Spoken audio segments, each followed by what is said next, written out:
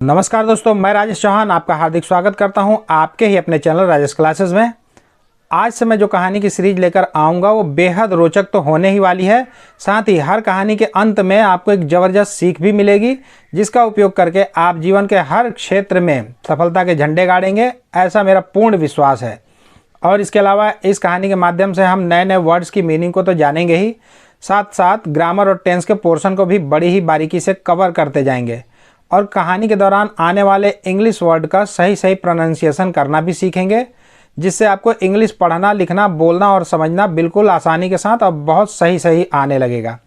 तो मेरे साथ वीडियो में अंत तक बने रहिएगा और अगर कहानी पसंद आए तो एक लाइक ज़रूर कर दीजिएगा। तो बिल्कुल भी देर न करते हुए चलिए करते हैं इस वीडियो को स्टार्ट। तो आज की इस बेहद दिलचस्प कहानी का टाइटल है द क्लेवर लैम, यानी कि चतुर मेमना। लैम मतलब होता है मेमना, भेड़ के बच्चे को मेमना बोला जाता है। यहाँ पे हमने आर का उच्चारण नहीं किया, क्योंकि रूल्स कहता है कि A-E-I-O-U में से कोई भी एक वॉल्स आर के पहले लगा हो तो वहाँ पे आर को या तो कम उच्चारित करते हैं या बिल्कुल नहीं करते हैं। क्लेवर, इसी तरह लैम, लैम में भी हम बी को हम उच्चारित नहीं करें, क्योंकि बी यहाँ साइलेंस है। इसका भी रूल्स है कि बी के तुरंत पहले यदि एम लगा हो तो वहाँ बी साइलेंस हो जाता है। एक और रूल है कि बी के तुरंत बाद यदि टी है ना तो भी बी को हम नहीं उच्चारित करते हैं। तो चतुर मेमना। वंस, वंस मतलब होता है एक बार। There was a sweet little lamb, एक प्यारा, स्वीट मतलब प्यारा, मीठा, लिटिल छोटा सा, मेमना था। एक बार एक छोटा सा मेमना था। यहाँ पे देयर मतलब वहाँ नहीं पढ़ेंगे, क्योंकि ये यहाँ पे इंट्रोडक्टरी वर्ड के रूप में इसका इस्तेमाल किया गया है। इसके अलावा जब भी किसी सेंटेंस में अगर मेन वर्ब का इस्तेमाल ना किया गया हो तो उसमें जो हेल्पिंग वर्ब है वो मेन वर्ब का काम करता है, मेन वर्ब बन जाता है। टू बी फैमिली का ये वर्ड है ना, was, ERM, was were, to be family से है, मतलब उसका मतलब होता है होना, होना। तो यहाँ पे एक मेमना था। ही used to go to the meadow with his flock to eat the lovely soft grass. ही मतलब वह, used to जाया करता था, used to go। जब भी हम used to शब्द देखेंगे ना तो इसका मतलब हम समझ जाएंगे कि किसी भी क्रिया की बार बार होने का वर्णन वहाँ हो रहा है ना। ये पास्ट में, अतीत में हम आदतन कोई चीज़, कोई कार्य करते रहे उसका हम वर्णन करते हैं ना, तब used to लगाते हैं। तो एक तरह से ये हैबिट ऑफ पास्ट होता है, रिपीटेडली एक्शन होता है ना, उस चीज़ को दर्शाने के लिए हम यूज टू का इस्तेमाल करते हैं। तो वह जाया करता था टू द मेडो, मेडो मतलब होता है चारागाह, घास का मैदान। तो घास के मैदान में जाया करता था। विथ मतलब साथ में, हिज फ्लोक, फ्लोक मतलब होता है झुंड, अपने झुंड के साथ जाया करता था। टू ईट खाने के लिए, यहाँ पे टू मतलब के लिए, ईट खाने के लिए। द लवली प्यारे प्यारे, लवली मतलब प्यारा, प्यारे सुंदर, सॉफ्ट मुलायम, सॉफ्ट मतलब मुलायम, ग्रास, ग्रास मतलब घास। तो वह सुंदर मुलायम घास को खाने के लिए अपने झुंड के साथ चारागाह में या घास के मैदान में जाया करता था वो मेमना। But unknown to him, but मतलब लेकिन, अननोन मतलब अज्ञात, टू हिम उसके लिए। तो उसके लिए एक अनजाना, एक अज्ञात। अननोन मतलब होता है अज्ञात, अनजाना। तो एक अनजान, अज्ञात, डेंजर, डेंजर मतलब खतरा, लर्क्ड आउट देयर, लर्क्ड मतलब होता है, लर्क मतलब होता है घात लगाना, घात में रहना, छुपकर घात लगाना। तो वहाँ छुपकर घात लगाया करता था, देयर वहाँ पे एक अनजान खतरा, वहाँ पे छुपकर घात लगाया करता था उसके लिए। यहाँ पे भी डी को टी पढ़ रहे हैं ना, क्योंकि जब भी डी के पहले का उच्चारण जो है, उस लेटर का उच्चारण फ, स, च, प, क, इन अक्षरों में से किसी एक अक्षर से होता है, तो वहाँ पे डी को टी पढ़ते हैं। तो ये जो है पास्ट इंडेफिनिट टेंस का वाक्य है, क्योंकि यहाँ पे वर्ब का सेकंड फॉर्म लगा हुआ है। तो वहाँ पे क्या था, एक अनजान खतरा छुपा हुआ रहता था, घात लगाया करता था वहाँ पे। A big bad wolf kept a watch on him, एक बिग, बिग मतलब बहुत बड़ा, एक बड़ा, बैड, बैड मतलब बुरा, दुष्ट, खराब। तो एक बड़ा दुष्ट वोल्फ, वोल्फ मतलब होता है भेड़िया, केप्ट रखता था अ वॉच, वॉच में निगरानी, नज़र रखना, वॉच मतलब होता है, वॉच मतलब घड़ी भी होता है, लेकिन सेंटेंस के हिसाब से ही हमें वर्ड का अर्थ हमको समझना है।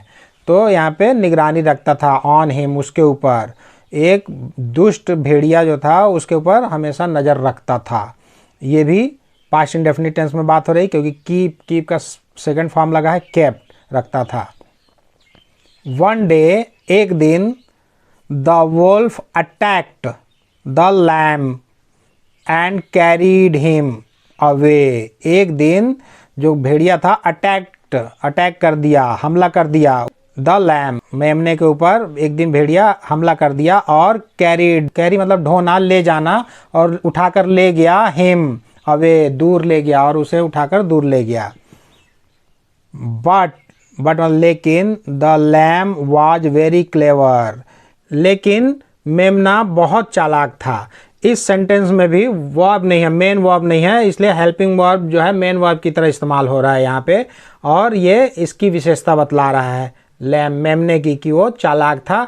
और विशेषता की भी विशेषता बहुत, यानी कि एडवर्ब हो गया, ये एडजेक्टिव की जो विशेषता बतला रहा तो ये एडजेक्टिव हो गया, ये एडवर्ब हो गया। ही सैड टू द वोल्फ, उसने भेड़िए से कहा, इन अ फ्लैटरिंग टोन। फ्लैटरिंग मतलब होता है चापलूसी भरा, प्रशंसापूर्ण, टोन लहजे में, स्वर में। तो चापलूसी भरे स्वर में, लहजे में उसने भेड़िए को कहा, I have heard that you play the flute beautifully. I have heard, ये प्रेजेंट परफेक्ट टेंस का ये वाक्य है, क्योंकि यहाँ पे हेल्पिंग वर्ब हैव लगा है और मुख्य क्रिया का मेन वर्ब का थर्ड फॉर्म लगा हुआ है। ये कंडीशन होती है प्रेजेंट परफेक्ट टेंस में। मैं सुन चुका हूँ, दैट कि यू प्ले, तुम बजाते हो। प्ले मतलब वैसे तो खेलना होता है, बाजा बजाना, खेल, नाटक, अभिनय, हास्य विनोद सब होता है, लेकिन यहाँ पे प्ले द फ्लूट मतलब बांसुरी होता है ना, तो बांसुरी से खेलेगा तो नहीं, बांसुरी बजाएगा ही। तो इस सेंटेंस के हिसाब से इसका मतलब हो गया बाजा बजाना, ब्यूटीफुली। तो मैं सुन चुका हूँ कि तुम बहुत खूबसूरती के साथ, ब्यूटीफुली मतलब खूबसूरती के साथ बांसुरी बजाते हो। No one can match you, कोई भी नहीं, नो वन कोई भी नहीं, कैन सकता है, मैच यू तुम्हारा मुकाबला कर सकता है, कोई भी तुम्हारी बराबरी नहीं कर सकता है। मैच मतलब मिलान होता है, बराबरी, माचिस, जोड़ा, मुकाबला, तो तुम्हारा कोई भी मुकाबला नहीं कर सकता है। यहाँ पे हम मैच मतलब माचिस नहीं बोलेंगे ना, मुकाबला बोलेंगे, क्योंकि सेंटेंस के हिसाब से वही सही बैठ रहा है, और आपको भी यही करना है, सेंटेंस के हिसाब से ही किसी भी शब्द का अर्थ निकालना है। तो तुम्हारी बराबरी कोई भी नहीं कर सकता है। बिफोर यू ईट मी, इससे पहले कि तुम मुझे खाओ, बिफोर यू ईट मी, इससे पहले कि तुम मुझे खाओ, I would like to hear you play the flute। मैं would like मतलब चाहूँगा, would will का पास्ट टेंस है, मैं चाहूँगा। to hear मतलब सुनना, you तुम्हें, play the flute बांसुरी बजाते हुए मैं तुम्हें सुनना चाहूँगा। इससे पहले कि तुम मुझे खाओ, मैं तुम्हें बांसुरी बजाते हुए सुनना चाहूँगा, वो बोलता है अपनी चालाकी का इस्तेमाल करते हुए।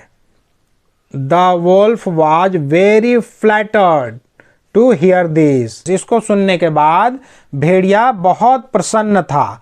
अब यहाँ पे वाज के बाद मुख्य क्रिया का तीसरा रूप लगा है, जबकि अमूमन is are am was were के बाद मुख्य क्रिया में आईएनजी जुड़ता है।